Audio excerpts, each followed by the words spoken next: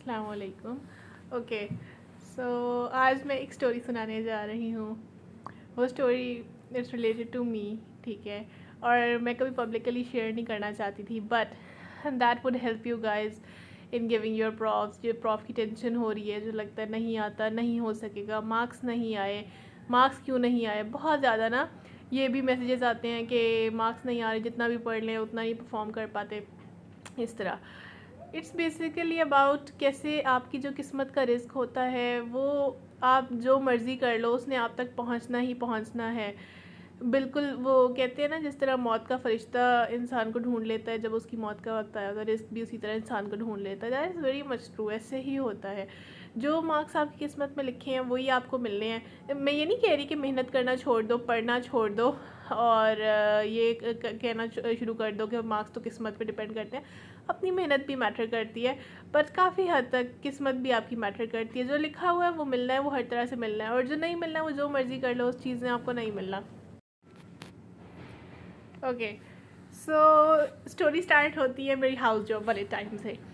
जब मैंने MBBS के फ़ाइनल एग्ज़ाम्स दे दिए, फ़ाइनल प्रॉफ दे दिया, तो I was like really happy, I was over the moon. बस लगा ज़िंदगी का हर मकसद पूरा हो गया, हर खुशी मिल गई है, ठीक है, क्योंकि इतना तो अंदाज़ा हो ही गया था कि प्रॉफ पास हो जाना है। तो इवेंचुअली 25 अप्रैल 2024 को रिज़ल्ट आया, ठीक है, पास हो गए, बहुत खुशी, हाउस जॉब स्टार्ट हो रही है। ऐसे लगा जैसे HOD बन गए डिपार्टमेंट के और बस अब तो मौजे ही मौजे हैं। खैर ऐसे भी नहीं था। उसके बाद हाउस जॉब स्टार्ट हुई, तो हाउस जॉब 1 मई से स्टार्ट हो रही थी, तो ऑलमोस्ट 30th अप्रैल को, 29 और 30th अप्रैल को हमारा हुआ हाउस जॉब रोटेशन चूज़ करने का। एक प्रोसीजर होता है, उसमें इंटरव्यूज़ होते हैं। इंटरव्यूज़ में सिर्फ ऐसे होता है कि एक वाइट बोर्ड पड़ा होता है, वहाँ पर आप जाते हो, जाकर टिक मार्क करके आते हो। आपने जो सी रोटेशन रखनी है आप उनको बताते हो और वो उसे मार्क कर देते हैं। तो मैं उस टाइम बहुत खुश थी, तो मुझे तो लगा कि मैं तो सब कुछ कर सकती हूँ, क्योंकि उससे पहले फाइनल ईयर में जिस तरह आप लोगों ने मुझे देखा होगा, मैं डिलीवरीज़ कराया करती थी और इस तरह ना बहुत ज़्यादा हॉस्पिटल जाती थी, पीड्स में जाती थी, चिल्ड्रन हॉस्पिटल जाती थी, हर जगह आना जाना, साइकेट्री सीखने के लिए PIMS जाती थी। हर जगह मुझे आने जाने का बहुत शौक था, ठीक है, कि जाकर मैं सीखूं, पेशेंट्स देखूं एंड स्टफ। तो मुझे तो लगा कि मैं तो सब कुछ कर सकती हूँ उस दुनिया में। It's more of a failure story as well, ठीक है। तो जब मुझे ऐसा लगा तो मैंने बहुत ज़्यादा एक्साइटमेंट में मैंने जो रोटेशंस चूज़ किया, मैं आपको बताती हूँ क्या रोटेशंस थी। ओके, सो मैंने पहली रोटेशन अपनी रखी पीडियाट्रिक्स, ठीक है, और सेकंड रोटेशन सर्जरी रख ली, ठीक है। तो जब मैंने सर्जरी तो इजी थी, मुझे पता था कि वो थोड़ी सी चल जाएगी, ठीक है। अब जब मैंने पीड्स रखी ना, तो मैं पहले दिन गई वहाँ पर, मैंने हिसाब किताब देखा कि क्या होता है। तब कुछ भी नहीं पता था कि कॉल्स क्या होती हैं, OPD क्या होती है, ER क्या, कुछ भी कोई आइडिया नहीं था किसी भी चीज़ का, ठीक है। हमने कहा जब होगी देखी जाएगी। तो खैर उस टाइम पे मैं एक प्राइवेट हॉस्टल में भी रह रही थी। The hostel was pretty much depressing. मैं एक सेपरेट वीडियो में गंगाराम के आसपास जो हॉस्टल्स हैं ना अवेलेबल, वो भी बताऊंगी, ताकि जो नेक्स्ट बैच है, बैच ऑफ 2024 FJ का, उनको मेरी तरह मसला ना हो हॉस्टल्स ढूंढने में। आई टेल देम जितने भी हॉस्टल्स आसपास अवेलेबल हैं वो बताऊंगी। तो खैर मैं एक हॉस्टल में रह रही थी, बहुत डिप्रेसिव हॉस्टल था वो, बाद में मैं बताऊंगी वो कौन सा हॉस्टल था। तो वहाँ पर रहना अच्छा खासा मुश्किल था, बहुत मुश्किल था। तो एक तो कुछ वो वाला फैक्टर बिल्डअप हुआ, ठीक है। अच्छा, अब जब मैं PG आना शुरू हुई तो वहाँ पर मुझे पता चला कि कॉल्स हैं, कॉल्स जो हैं वो आपकी होती हैं 30 आवर्स की। मतलब एक सुबह के 8 बजे आप गए हो और अगले दिन के 2 बजे आप फ्री हो रहे हो, ठीक है, और सारा दिन आपने काम करना है। तो एक दिन की 8 से अगले दिन के 2 बजे तक की बात हो गई, ये एक कॉल गुजरी, ठीक है। अच्छा, अब एक कॉल गुजरी और पहले दिन के 8 से सेकंड डे के दिन 2 बजे तक मैं हॉस्पिटल में काम वगैरह किया, ठीक है। देखा सैम्पलिंग नहीं हो रही थी, चीज़ें नहीं करनी आ रही थी। तीसरा दिन था, तीसरा दिन जो है वो ईजी डे हुआ करता था। ईजी डे पे सिर्फ सुबह 8 से दिन 2 बजे तक का काम होता है। 3 दिन गुजर गए। 3 दिन के बाद अब चौथे दिन फिर से कॉल है, फिर सुबह 8 बजे से अगले दिन के 2 बजे तक कॉल है। मतलब फर्स्ट और सेकंड डे आपका कॉल में ही गुजर गया, दिन के 2 बजे तक कॉल है। थर्ड डे आपका इजी डे, सुबह 8 से दिन 2 तक, ठीक है। 6 दिन गुजर गए, इस तरह 2 कॉल्स गुजरी और 6 दिन गुजर गए। तो मैंने देखा ये तो कोई हिसाब किताब ठीक नहीं जा रहा, बड़ा मसला हो रहा है ये तो ज़िंदगी में ना, कि हर वक्त इस तरह कॉल्स करना और सोने का भी टाइम नहीं मिल रहा, और it was very overwhelming for me. खैर 3 मैंने कॉल्स गुजारी, 3 कॉल्स मेरी गुजरी, तो मुझे तो अंदाज़ा हो गया कि it's not my thing to do. खैर स्टार्ट में it was really hard for me to accept कि मैं कुछ नहीं कर पा रही। अब आई डोंट नो कि काफ़ी सारे फैक्टर्स थे उस टाइम पे, कुछ मसले भी चल रहे थे। तो खैर मैं बहुत हैरान हुई पहले तो इस बात पे, मुझे बड़ी देर लगी एक्सेप्ट करने में कि मुझसे नहीं हो रहा, जिससे हर काम हो सकता था। पीपल यूज़ टू से कि हेरा अगर तुमसे नहीं हो रहा तो फिर दुनिया में किससे होगा हॉस्पिटल वाला काम, लेकिन मुझसे सच में नहीं हुआ।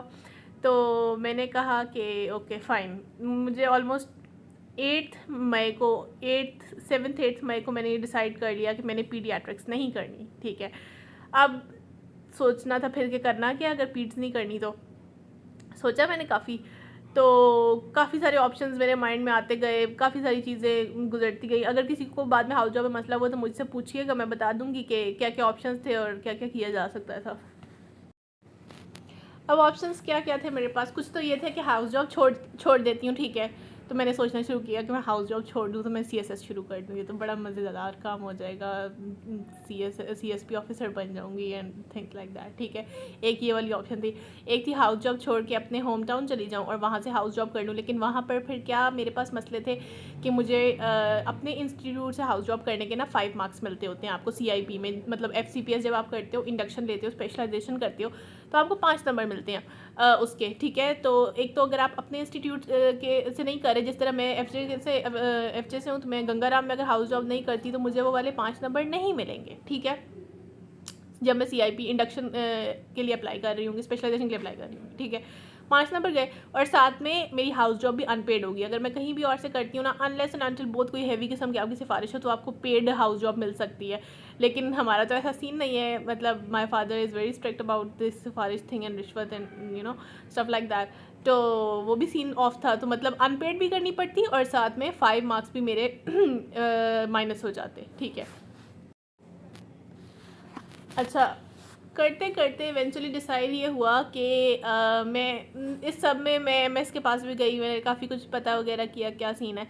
तो इवेंचुअली ये डिसाइड हुआ कि करते करते जो भी कहानियाँ सारी बीच में आई, मुझे अनपेड हाउस जॉब करनी पड़ी नेफ्रो में, ठीक है।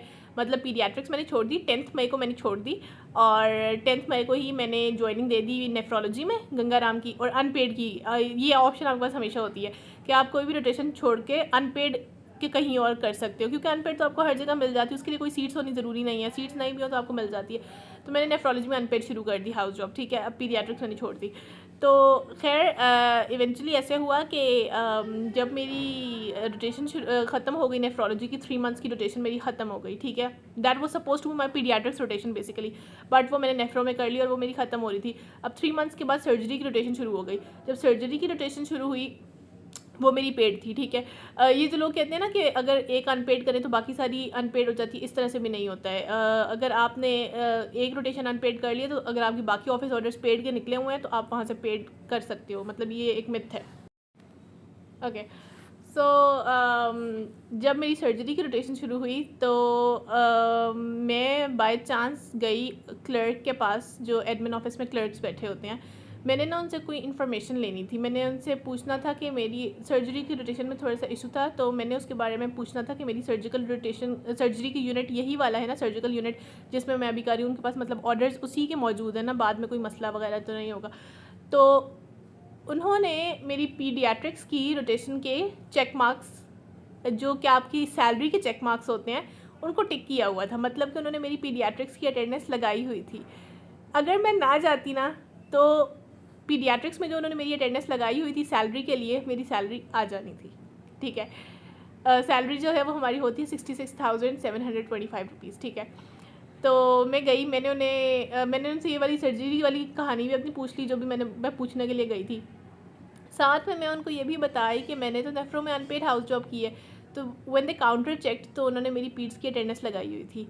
तो one clerk looked at the other one, the one who was the senior, he looked at the other one like this, घूरी मार के, और उसे बोला कि तुमने इसकी अटेंडेंस क्यों लगाई है। खैर कहानी सारी मुझे समझ आ गई। इन शॉर्ट, अगर मैं ना जाती तो मेरी पीड्स की सैलरी मुझे मिल जानी थी, लेकिन चूँकि मैं चली गई और मैंने सारी राम कहानी उन्हें खुद से सुना दी, तो मुझे मेरी वो वाली सैलरी उन्होंने वहाँ से मेरी अटेंडेंस कट कर दी, जो कि उनकी साइड पे एरर था। मुझे ऑल्दो मिल रही थी, लेकिन उन्होंने उसे कट कर दिया और उन्होंने उसके बाद मुझे कहा कि हाँ जी, आपकी सर्जिकल रोटेशन यही वाला यूनिट है जिसमें आप कर रही हैं, एंड थिंग जो भी उन्होंने कहना था कह दिया, ठीक है।